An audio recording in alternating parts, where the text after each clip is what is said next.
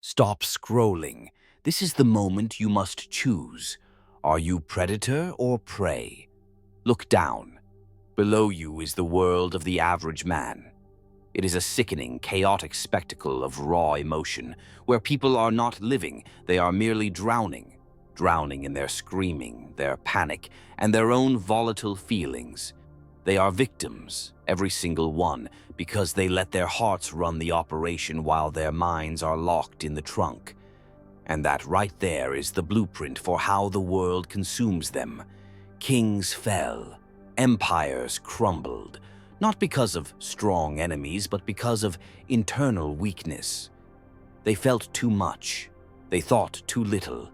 Their own emotion was the assassin before any sword was drawn. Niccolò Machiavelli watched this slaughter and wrote the antidote. He wrote the code. You want the secret? It's this. Stay cold, stay sharp. While they are burning in their hysteria, you must freeze. The coldest one always dictates the terms of engagement. And always wins. This isn't about being weak or nice. It's about being fundamentally unshakable. It's about walking through absolute hell and smiling because you possess the high-value information they lack. Understand this. Your emotions are not feelings. They are weapons. And if you do not seize total command of yours, a smarter, colder operator will use them to dismantle and destroy you. Today, I am going to expose the 7 brutal, unforgiving laws Machiavelli understood, the laws that 99% of people will never learn, because they are too soft to accept them. These are not tips. These are survival strategies. They are the dividing line. The world does not care about your hurt, your exhaustion, or your feelings. It will test you, it will push you, and if you break, it moves on without a single glance back. The question is simple, direct, and final. Are you going to remain soft, or are you going to become stone, cold, unmovable, and unbreakable? If you're ready to stop being the victim and start becoming the master of your own internal operating system, then keep watching. What follows will be the most valuable, destructive truth you will ever learn about power, control, and yourself. Commit right now. Drop the affirmation. I am unbreakable stone. Let's begin. Number 1. Keep your mind cold. The journey to power begins within, not without. Your most formidable adversary is not your competitor, nor the individual who committed an injustice against you, nor even the impersonal world itself. Your true enemy is the dense, obscuring fog that rolls inside your own skull. This fog is summoned every single time you abdicate control and permit your ephemeral feelings to seize the controls. Most people exist in a state of permanent blindness. It is not a failure of their physical sight, but an obstinate refusal to see. They diligently filter reality to perceive only what they desire to see, what provides momentary comfort, or what aligns seamlessly with their existing rage, dread, or excessive optimism. And this self-deception is the precise blueprint for their eventual downfall. A mind that is operating at a high temperature is inherently a clouded mind. When rage is the dominant force, you become oblivious to crucial specifics. When fear grips you, you start hallucinating dangers that simply do not exist in reality. When hope becomes blinding, you negligently disregard the imminent peril, the metaphorical knife that is hurtling directly toward your back. The principle is absolute. As temperature increases, clarity collapses. Machiavelli grasped a foundational, harsh reality. Objective truth is utterly indifferent to your comfort level. It simply resides there, an inert fact waiting to be perceived. And only the cold mind is equipped to see it for what it truly is.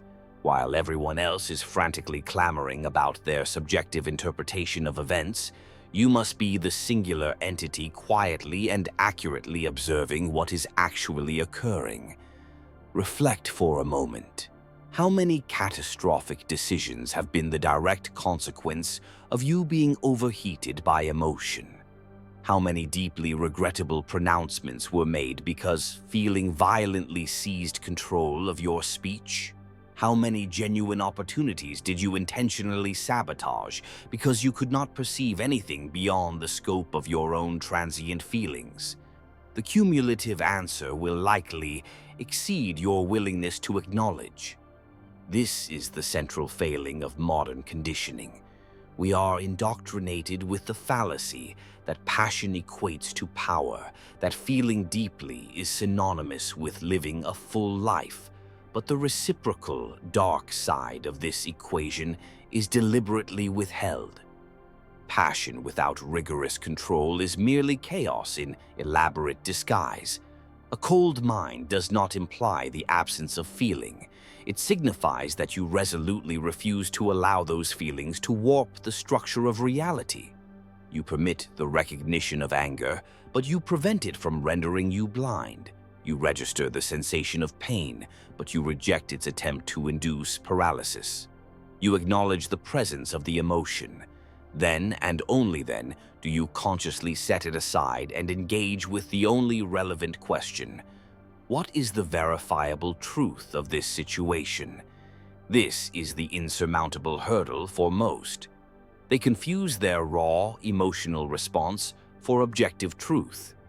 An act of perceived disrespect instantly morphs the other person into pure evil in their mind.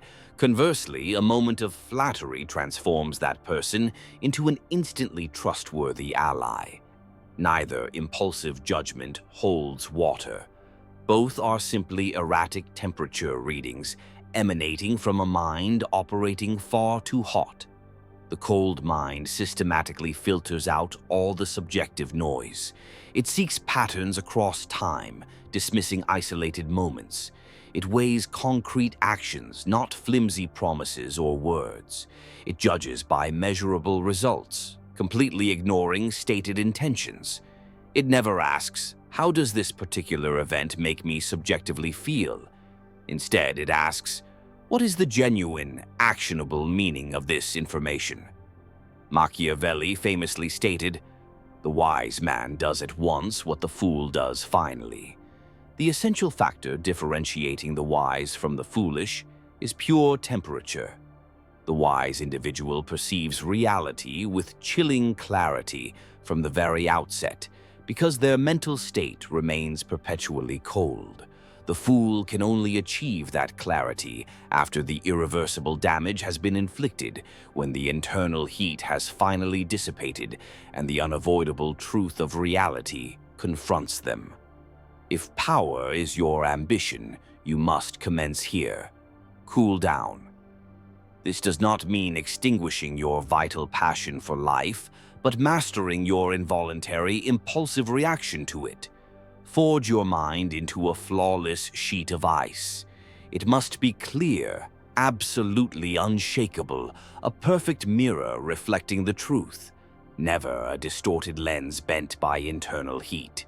Because when your mind is perfectly cold, your vision encompasses everything. And when you see everything, no one can successfully mislead you, not even the insidious voice of your own self-doubt.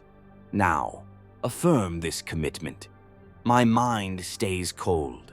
Number 2, do not act from emotion. This next principle is where the majority of individuals engineer their own undoing. They initiate movement while their internal state is overheated. They deliver a blow in the blinding haze of anger. They make life-altering determinations from the raw ache of personal hurt. Inevitably, they awaken the following day, surveying the wreckage, and inexplicably wonder why everything utterly imploded. Action that is devoid of intention is nothing more than frantic noise. It is motion without an internal compass. You become a chaotic entity swinging blindly in the darkness, praying for an accidental connection. Meanwhile, the true strategist, the one with a meticulously crafted blueprint, stands calmly behind you, patiently awaiting your inevitable exhaustion. Emotion makes you tragically predictable. When your actions are catalyzed by sheer fury, observers know precisely the nature of your next move.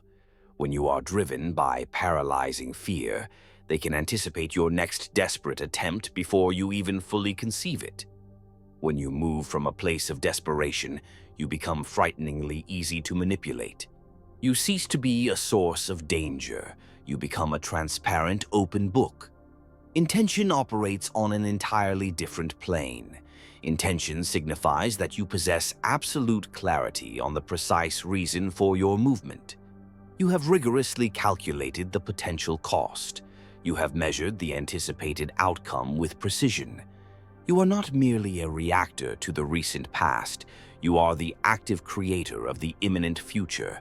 This is the vast chasm separating mere survival from utter dominance.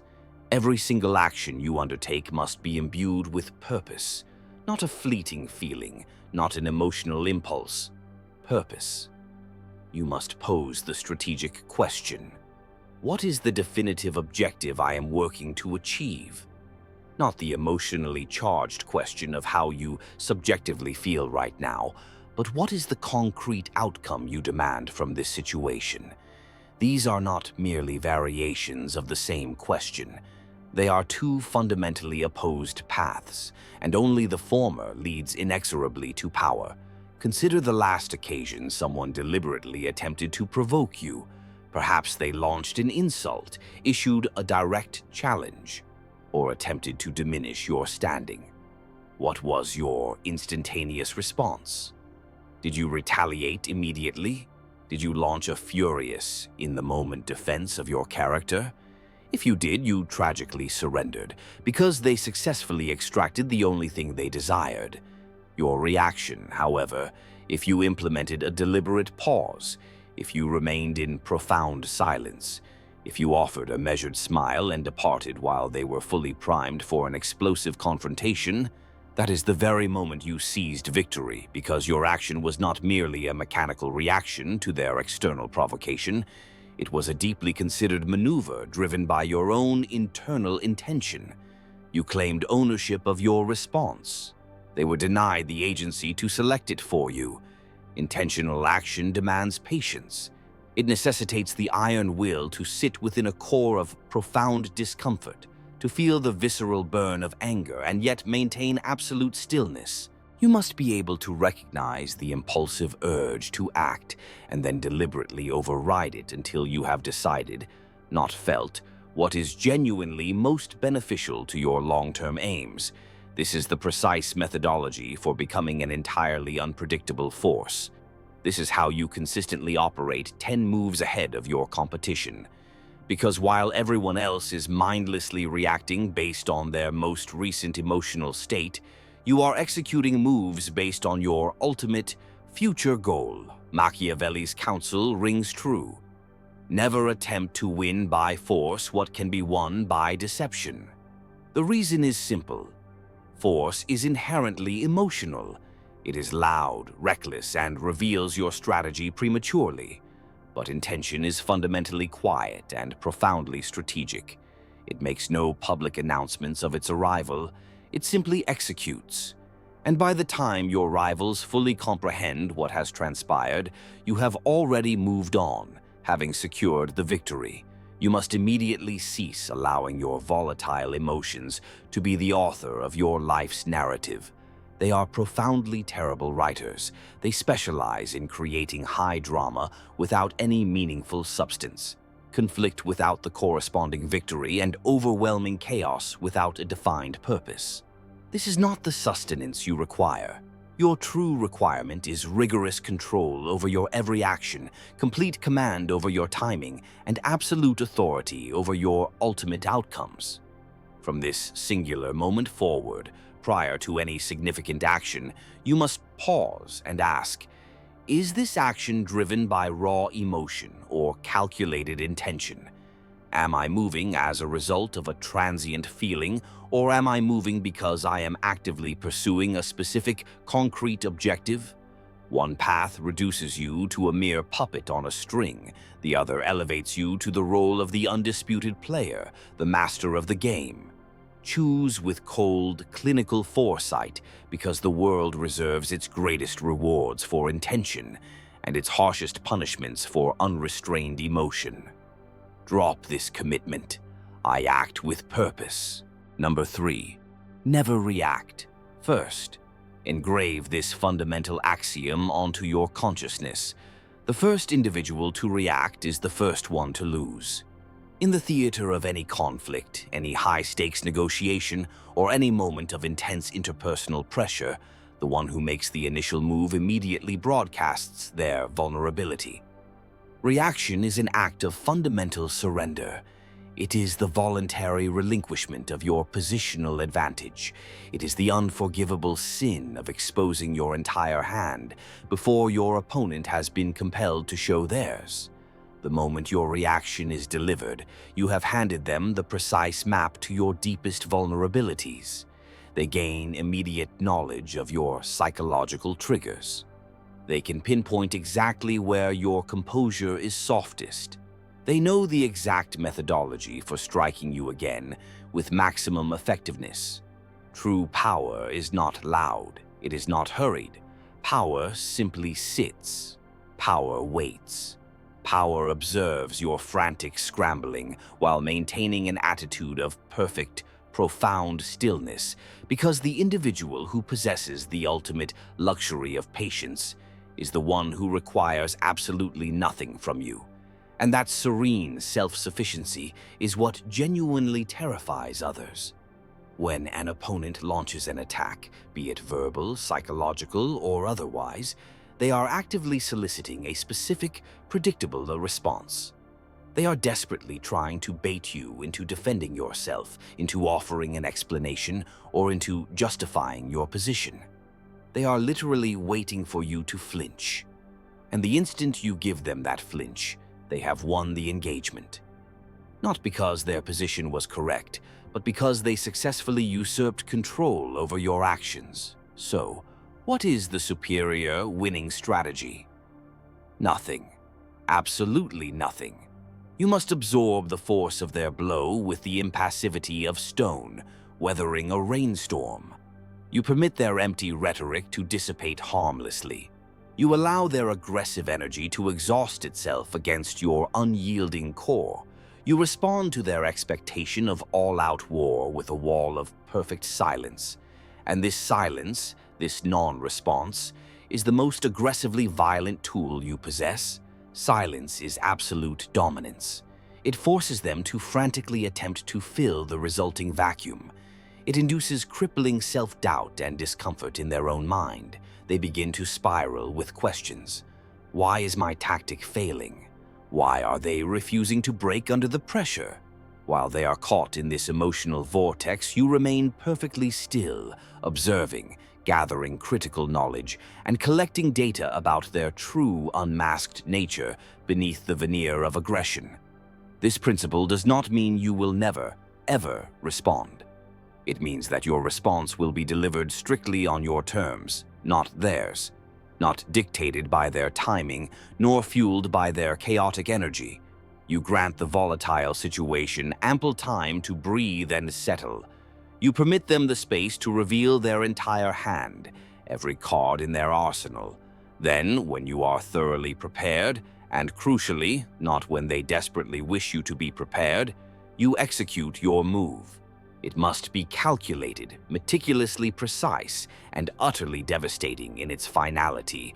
To react immediately is to engage in their game. To respond with measured delay is to force them to play yours. Do you recognize the profound distinction? One is merely a futile defense. The other is a potent offense brilliantly disguised by the virtue of patience. Machiavelli's famous parable of the prince guides us here. The lion cannot protect himself from traps, and the fox cannot defend himself from wolves. One must therefore be a fox to recognize traps, and a lion to frighten wolves. The fox embodies the virtue of patient observation. The fox intently watches the meticulous setting of the snare. The fox never lunges into a situation simply because it appears alluring or tempting. The fox hangs back, subjects the scenario to rigorous analysis, and then either avoids the trap entirely or, more lethally, manages to turn it directly against the trapper. This is the strategic power you assume the moment you resolutely reject the urge to react first. People will incessantly test your boundaries. They will attempt to activate your pre-set emotional triggers. They will make every effort to drag you down into the swamp of their personal chaos. Let them exert their full effort. Allow them to completely deplete their energy reserves. Permit them the fleeting, delusional thought that they are succeeding in getting to you. All the while, you are silently constructing an asset they cannot perceive: advantage, knowledge, and profound leverage. The highest seats of power are reserved exclusively for those who can remain utterly motionless while a catastrophic fire rages all around them. They are not numb or incapable of feeling. They simply possess the higher understanding that the one who panics first is the one who suffers the earliest demise. The one who reacts first is the one who bleeds first. The one who first allows their composure to fracture is the one who forfeits every asset they possess. Hold your power. Do not waste a single unit of it on impulsive reactions. Reserve it entirely for the calculated pursuit of what holds genuine strategic importance. Affirm your resolve. I hold my power. Number 4. Control your tone. Your voice is a treacherous betrayer. Your breathing provides an unwitting signal of your state. The slightest tremor in your hands, which you believe goes unseen, is meticulously observed by the keen eye. They register every flaw, every minute shake, every damning indication that your internal grip is slipping. You may mistakenly prioritize the importance of your actual words. You are mistaken. The true weight lies in the delivery. A forceful threat delivered with a voice that is visibly shaking is immediately rendered a pathetic joke.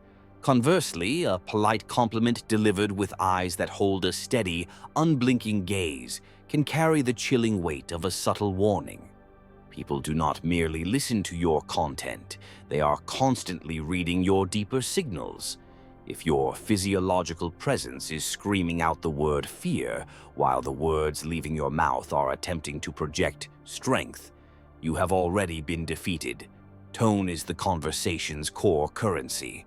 It is the absolute difference between effortlessly commanding inherent respect and pathetically begging for a shred of it, between being instantly taken seriously and being summarily dismissed.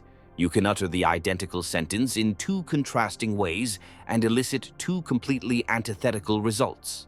One delivery compels the listener to lean in closer, rapt with attention. The other causes them to instantly disengage and walk away. The moment your tone escalates, you have lost the engagement. When your voice falters and cracks, you have openly revealed a critical vein of doubt. When your speech accelerates, you have inadvertently signaled the onset of panic. Every deviation in vocal tone is a broadcasted signal, and those with sharp, strategic minds interpret these signals with the same speed and ruthless accuracy with which you read a text message. Therefore, you must deliberately flatten your tone. You must intentionally slow down your pace. You must ensure every single word is an act of meticulous deliberation. This is not the goal of sounding robotic, which is obviously fake and easily exposed, but of sounding measured and unwavering. You want to convey the unspoken message that this is not a new or surprising event for you, that absolutely nothing they can deploy will disturb the profound stillness within your core. However, tone remains just the external facade. Beneath it lies a force of even greater strategic importance: your heartbeat. When your pulse races uncontrollably, your entire physical form follows its chaotic lead. Your respiration becomes shallow and erratic. Your thoughts scatter and lose all logical coherence. Your subsequent decisions become sloppy and reckless. In this state, you are operating solely from a survival mode, not the higher-level strategic mode, and survival mode, by definition, shrinks your potential.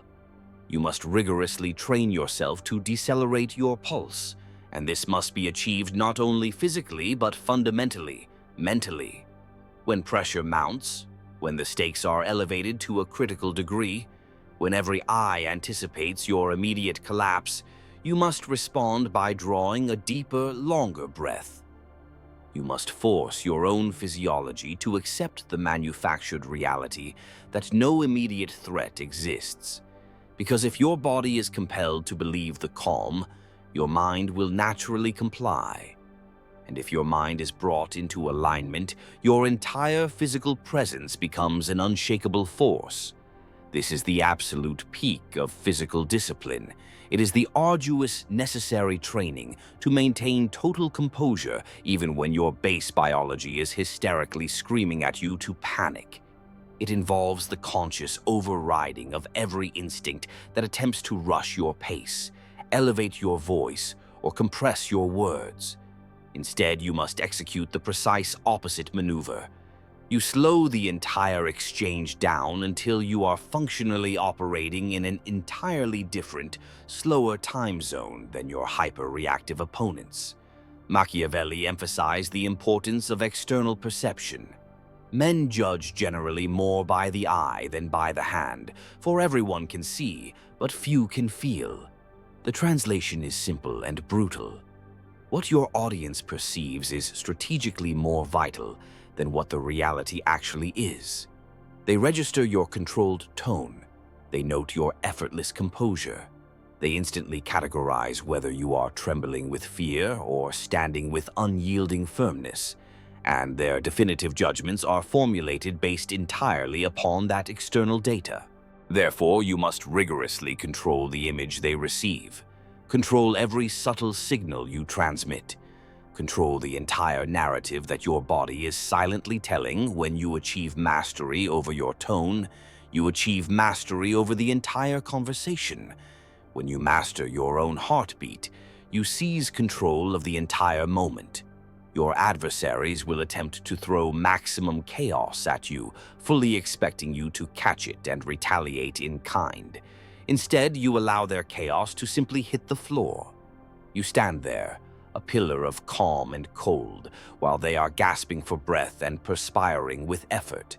They will be left bewildered as to how you maintain this state. The fundamental answer is your conscious decision. You have decreed that your primal biological instincts are no longer permitted to make your strategic decisions for you. You, the fully rational and intentional self, are now in command. Affirm this core declaration. I control my signal. Number 5. Endure pain. Pain is a universal inevitability. Panic is merely a personal choice, and that single choice holds the absolute key to whether you will ultimately survive or succumb to total collapse. Every person will face a crushing defeat. Every person will bleed.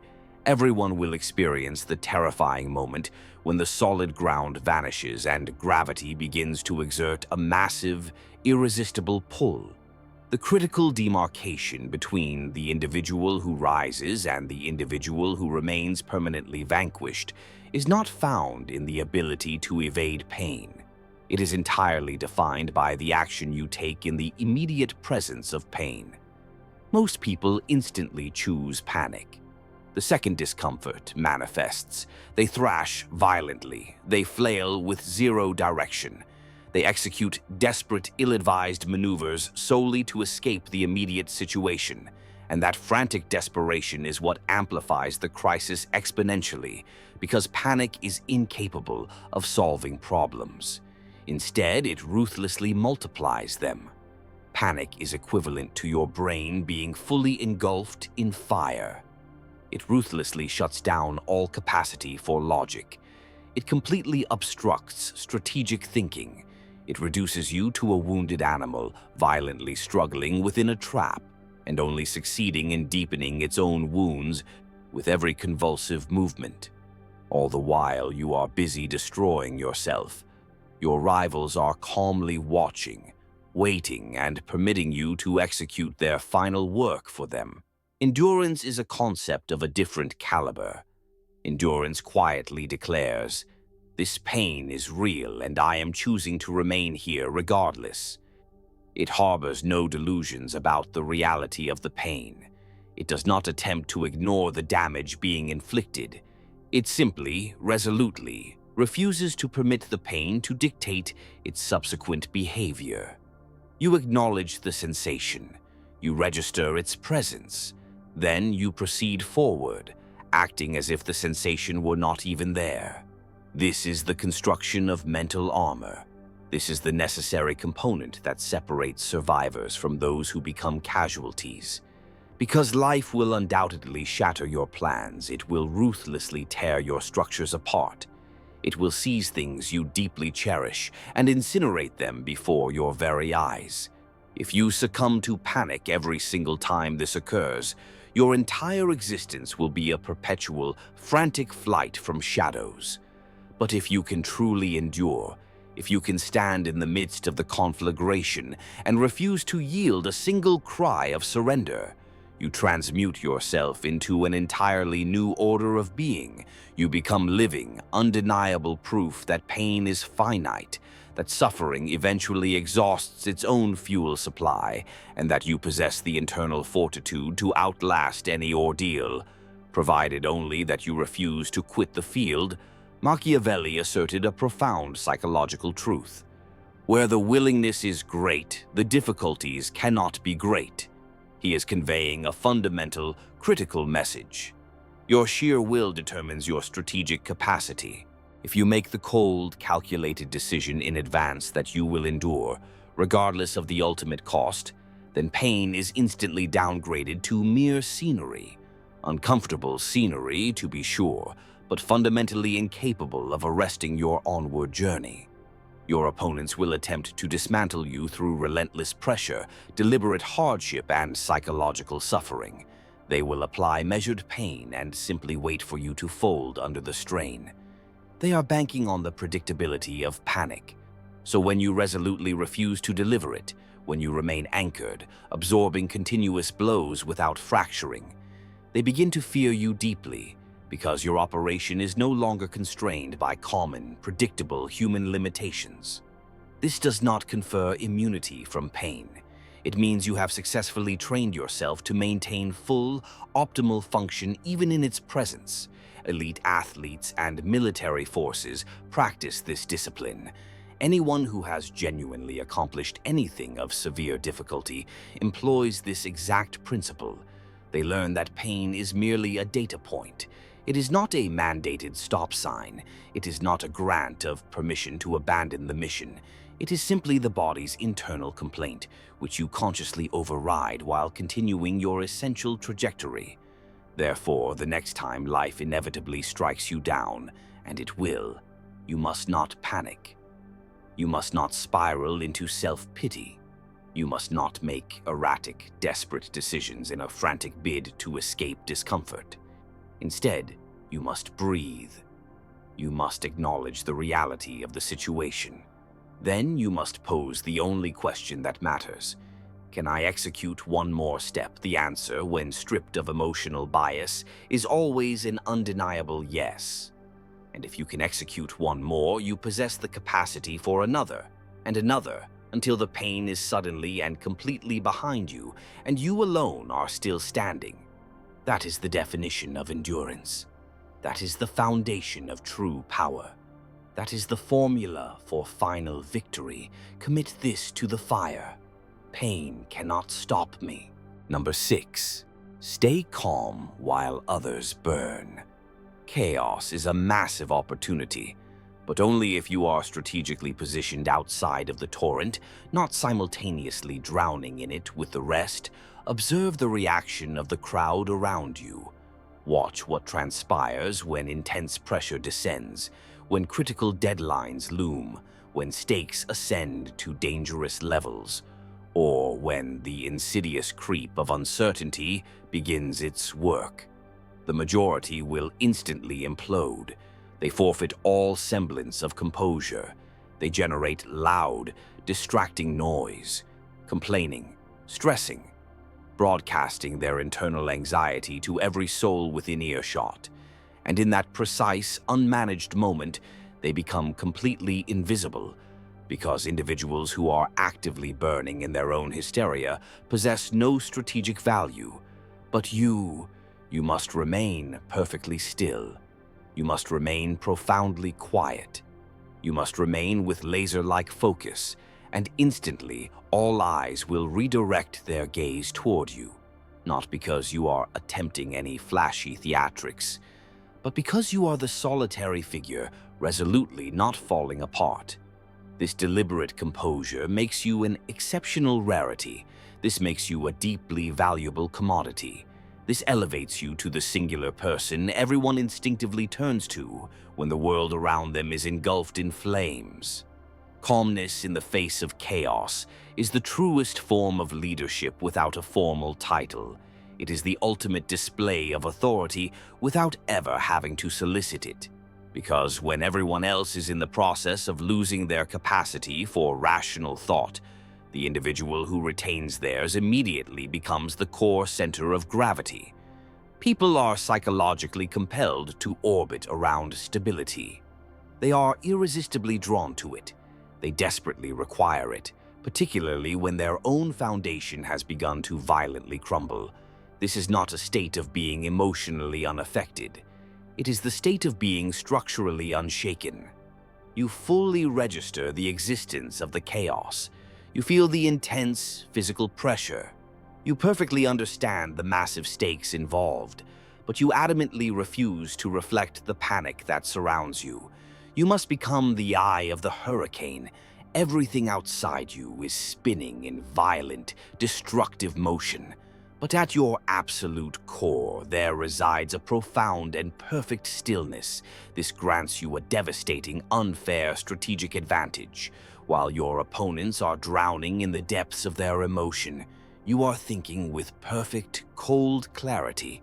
While they are making purely reactive, spur-of-the-moment decisions, you are quietly planning 3 sequential moves into the future.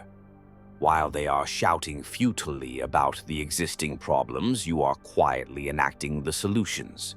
Or, even more strategically beneficial, you are silently observing them generate new problems for themselves, which you will then exploit at a later, more advantageous moment. Remaining calm does not imply remaining strategically passive. It means maintaining an unrelenting, razor-like sharpness. It means leveraging their external chaos as your perfect operational cover. It means executing your decisive movements while they are entirely distracted by the self-inflicted spectacle of their own meltdowns. Ask yourself this critical question. When is the absolute optimal time for you to execute a critical action?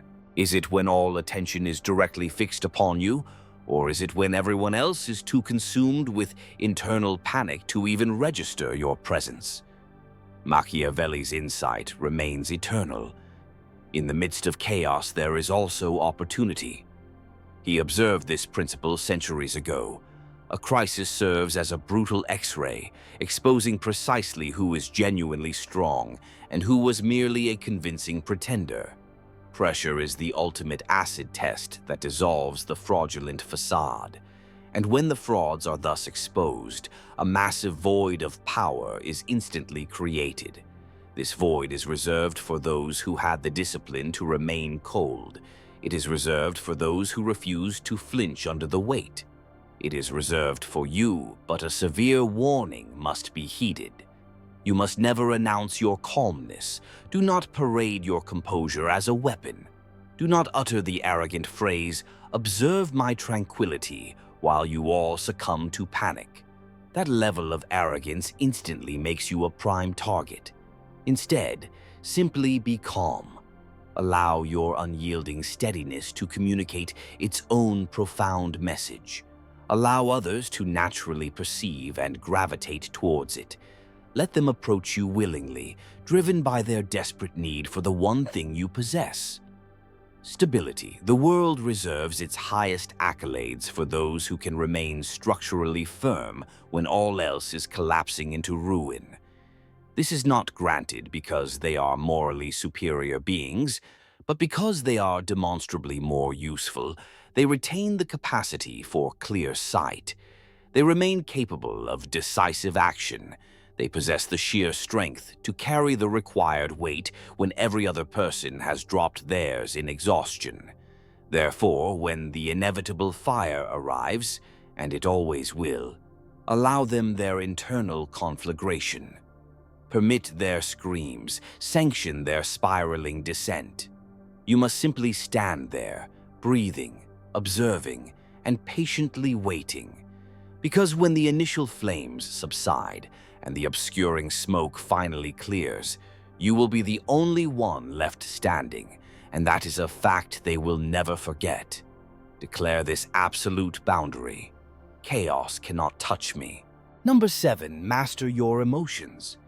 Here is the 7th and final truth, the ultimate principle that binds all the preceding lessons into a cohesive, unyielding whole. Your emotions are not your unconditional allies. They are, rather, sophisticated and profoundly dangerous tools. And if you neglect the essential duty of learning to wield them with expert control, they will inevitably seize control of you and become your master. The vast majority of people exist as willing slaves to the tyrannical rule of their own feelings. They awaken, and their mood immediately dictates the entire course of their day. A careless remark from an outsider can instantly shatter their entire week's productivity. The smallest deviation from their predetermined plan can send them into an immediate collapse. They are not the active participants in their own lives. They are merely being lived by whichever raw, loudest emotion happens to surface in the present moment. This is not the definition of freedom. It is a self-constructed prison. And the formidable bars of this cage are forged from feelings you never had the discipline to control. Mastery does not equate to the futile, self-defeating attempt to eliminate your emotions. Such an effort is both impossible and strategically foolish. Emotions provide vital, actionable information. They serve as sophisticated internal alarms, alerting you to potential threats. They signal when a fundamental imbalance exists. They are an indelible component of the human condition. But the fact of being human does not necessitate being controlled. It demands conscious awareness. You feel the white-hot surge of anger. Good. Now, what is the chosen productive application of that energy? Will you permit it to detonate outwardly, destroying everything in its proximity? Or will you strategically harness its immense force, channel it with precision, and utilize it as potent fuel for a productive, calculated objective? You register the chilling paralysis of fear, understood. Will you freeze entirely, permitting it to paralyze all movement, or will you calmly acknowledge its presence and then resolutely move forward regardless? Mastery resides entirely within the temporal gap between the emotional feeling and the subsequent action. It is the deliberate pause, the regulating breath, the infinitesimal moment where you accurately identify the emotion that is surging within you, and then consciously decide whether you will allow it to lead or whether you will override its primitive instruction. That single decision point is the entire battlefield. That is the sacred space where genuine free will actually operates. Without this foundational mastery, you remain purely reactive. You are utterly predictable. You are ridiculously easy to manipulate. If a rival knows your emotional triggers, they effectively own a part of you. They possess the capability to pull your strings precisely when it serves their interest. They can instantly induce rage on command, summon fear instantly, and compel you to perform actions that perfectly align with their agenda, simply by pressing the correct emotional buttons. But once you achieve total mastery over your own emotional landscape, you become fundamentally untouchable. They can furiously press every single button in their arsenal. Nothing will happen. Because you have successfully disconnected those controlling wires, you have repossessed the absolute control of your own internal operating system. You are the sovereign power that determines what you feel and when you will permit yourself to feel it. Not external individuals, not random circumstances, but you alone. Machiavelli advised us to look backward. Whoever wishes to foresee the future must consult the past. Examine your personal history, every significant blunder, every great misstep. Trace its origins. How many of these failures were the direct result of being governed by uncontrolled emotion? How many disastrous decisions were catalyzed by taking action while in a heated state? How many monumental opportunities were forfeited because the cold grip of fear held you immobile? The recurring pattern is devastatingly clear. Emotion was the ruler, and the cost was catastrophic loss. Now, vividly imagine the complete inverse scenario. Visualize every instance where you maintained your cold composure, where you enacted the necessary pause, where you utilized your intellect instead of your impulse. Those specific moments, that is when you achieved true victory. That is when the optimal strategic call was made. That is when you truly exerted power. The future you are striving to construct is not built upon the shaky ground of subjective feelings. It is erected through choices, disciplined, intentional, and profoundly strategic choices, and you are completely incapable of making these high-leverage choices if your emotions are permitted to remain at the helm. They are spectacularly incompetent drivers. They ensure crashes into every obstacle. They favor reckless shortcuts that terminate off cliffs. They accelerate violently when the prudent course is to stop. And they inexplicably stop when aggressive momentum is required. Therefore, you must forcefully reclaim the wheel. Master yourself, because every other principle we have explored is a functional consequence of this single point. The cold mind. Intentional action. The patient response. Controlled tone. Endurance through pain. Calmness amidst chaos. It all originates from the sovereign authority you exert over the only thing you truly possess the capacity to control. Yourself. Most will never implement these truths. They will consume this content, feel a surge of fleeting motivation for a mere 5 minutes, and then immediately revert to their default programming of being controlled by their emotional flux. They will snap back to reacting instead of strategically responding. They will choose to burn in predictable heat when they should have remained ice-cold, but you are not destined to be among the masses. You would not have persevered this far if you were. You now grasp the fundamental truth that coldness is not synonymous with cruelty. It is the ultimate form of clarity. You understand that control is not suppression. It is pure strategy. You recognize that the world does not grant its rewards to the loudest voice or the most volatile temperament.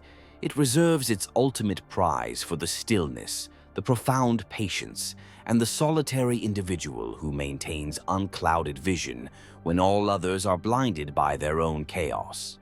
This is your earned advantage. Now, while they are actively submerging themselves in their own disorder, you are constructing a fortress they cannot even touch. While they are mindlessly reacting to every trivial provocation, you are operating 10 steps in the future, moving with unyielding intention. While they descend into panic at the initial sign of pain, you will endure. You will outlast. You will ultimately prevail. But knowledge without immediate, decisive action is merely unproductive entertainment. So take these 7 formidable laws and apply them to your existence today. Not at some unspecified tomorrow, not when you perceive yourself to be fully prepared. Now, because the world has no patience for your internal readiness, it is actively testing your limits at this very moment. and how you choose to respond to that relentless test will define the entirety of your outcome. Before you proceed, if this transmission has bestowed upon you a single unit of value, ensure you engage with the content. Share this profound strategy with an individual who desperately requires this cold wisdom, and subscribe for the continuation of this pursuit.